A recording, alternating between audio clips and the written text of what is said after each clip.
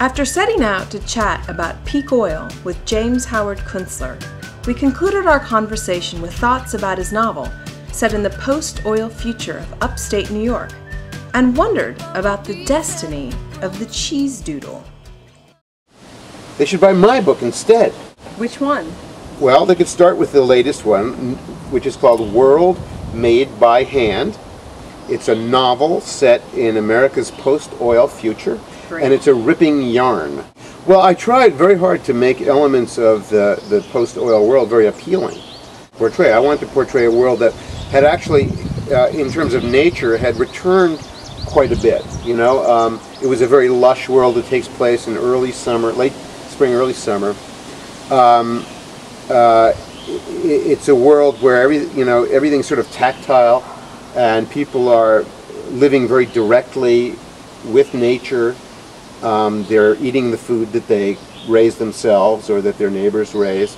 You know, I spent a lot of time trying to develop a cuisine of the long emergency in World Made by Hand. You know, and got a lot of corn in there. Well, they eat a lot of corn, and they're complaining about it a lot because they're having trouble with wheat. But for the most part, the people in the story are eating corn. And other things. They've got garden vegetables, and they've got a lot of dairy products. So they're certainly not starving. Right. It may not be the best cardio diet, right. But they're working real hard. Yeah. They're not sitting around punching the old remote, watching NASCAR. There's no corn syrup, though. You're not making corn syrup. Yeah. Whew. Ooh. Thank goodness. The only, they haven't figured out a way to get those cheese doodles going again, unfortunately. I'm sure. I am a big fan of the cheese doodle. Are you? Yeah, to me it's like the quintessential food of our time. Oh. A lot of people think that those things are actually raised like silkworms, and then puffed up by some kind of... they live in some kind of matrix system. Yes. Where they're all fed by tubes. Well, they're waiting to be born. There's a kind of a drip system they use.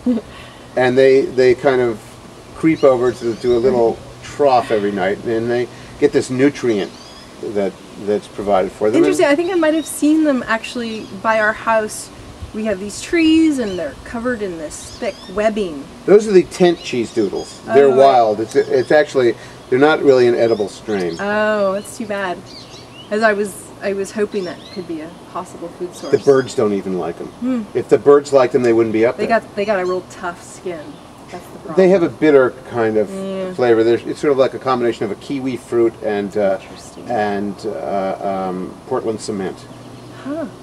We got to learn how to grow them. That's the point. I'm working on that. Oh, you are? Yeah, I'm trying to. Down in the lab. I'm trying to hybridize the cheese doodle with the pussy willow.